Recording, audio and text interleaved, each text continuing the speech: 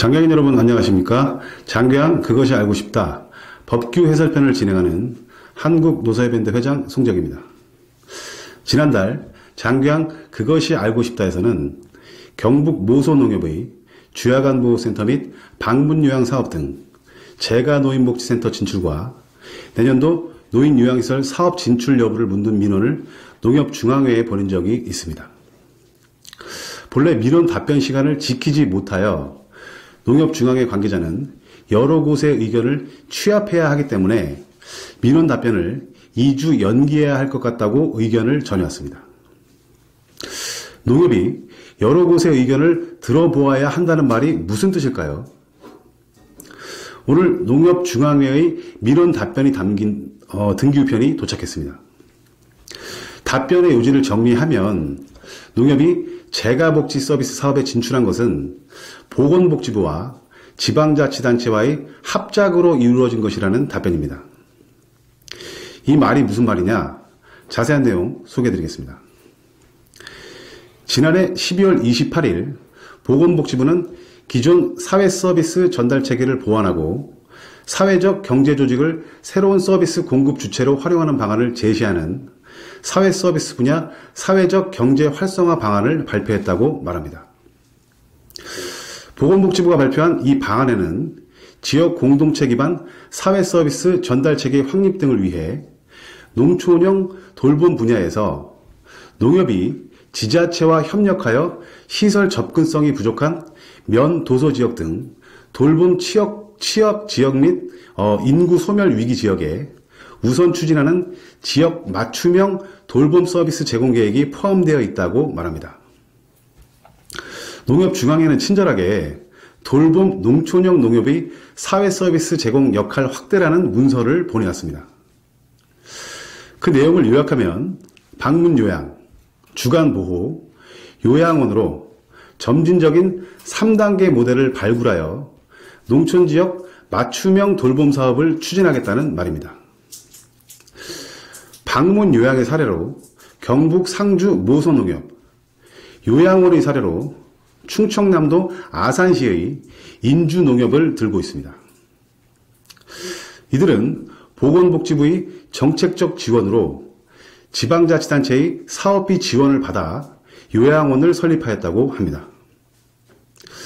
앞으로 농협은 방문요양기관을 50개 농협으로 확대하여 도별로 6, 7개소를 신규로 설치하고 장기적으로 입지가 불리한 3, 4개 면당 1개소의 신규 기관을 설치하겠다는 것이죠. 거기에 더하여 지역별 돌봄 수요를 조사하여 노인요양시설 설립을 위하여 보건복지부와 지방자치단체의 지원을 받겠다고 설명하고 있습니다. 농협의 직접 사업이 곤란한 경우 농업, 농촌 관련 사회적 경제 기업을 대상으로 한 대출 우대 상품을 개발하여 보급하겠다는 안을 검토하겠다고 말합니다. 농협의 설명을 들어보면 농협중앙회 담당자가 민원 답변 사유로 말한 여러 곳의 의견을 들어봐야 하기 때문에 란 말의 의미가 무엇인지 알 것 같습니다.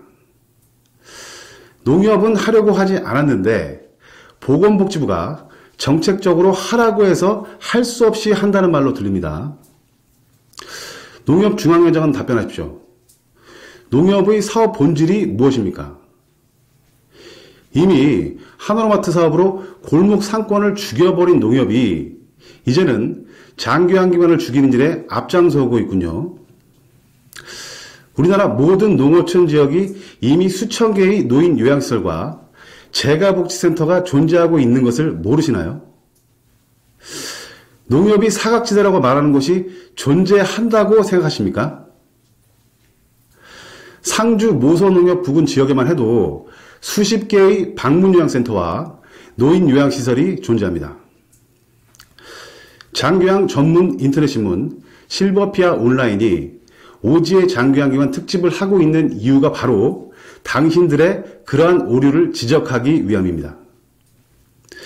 보건복지부 장관은 각성하고 물러나시기 바랍니다. 국가가 해야 할 노인복지 서비스 사업에 민간을 파트너로 참여시켜놓고 이제는 국공립 장교양기관 확충정책이라는 허울 좋은 이름으로 지난 13년간 죽을 힘을 다해 이뤄놓은 국민 서비스 수행자, 이 민간기관들을 말살하고자 하는 것입니까? 사회주의적인 문재인 정부의 선거 공약으로 시작한 사회서비스원의 실패를 인정하지 않고 또 다른 잘못된 사회서비스 제공 정책을 만들어내는 것인가요? 노인복지 서비스는 최고의 기업 삼성도 성공을 할 수가 없고 더구나 공공조직은 결코 성공할 수 없는 사업입니다. 왜냐하면 주인의식을 가지고 내 것처럼 열과 성의를 다할 때 어르신을 행복하게 모실 수 있기 때문입니다. 잘못된 보건복지부의 국공립 장교양기관 확충 정책에 편승하여 농협뿐만 아니라 KB금융이 장교양기관 사업 확충을 위해 앞장서고 있습니다. 이러한 정책을 악용하여 부도덕한 건설업자들, 조아무개, 김아무개, 카네이션 네트워크스 등이 100인 이상 정원의 시설들을 집단으로 건축하고 분양하는 일들이 빈번히 일어나고 있습니다. 이들은 주변의 반대 민원을 피하기 위해 일반 주택을 짓겠다고 건축 신고를 하고 건물이 다 지어지면 노유자 시설로 변경하기도 합니다. 지금은 장교양기관 지정갱신제가 시행되어 지었다가 운영도 하지 않고 팔아넘기는 이러한 분양 사업자들의 건축물은 장교양기관 지정제에서 지정을 받지 못하도록 해야 합니다. 장교양인 여러분, 이러한 보건복지부의 음흉하고 앞뒤가 다른 정책과 농협의 골목상권 죽이기 행태를 보고만 계실 것입니까? KB금융의 문어발식 장교양기관 확장이 용납이 되시는지요? 제발 깨어 일어나시기 바랍니다. 여러분의 권리는 여러분이 지키셔야 합니다.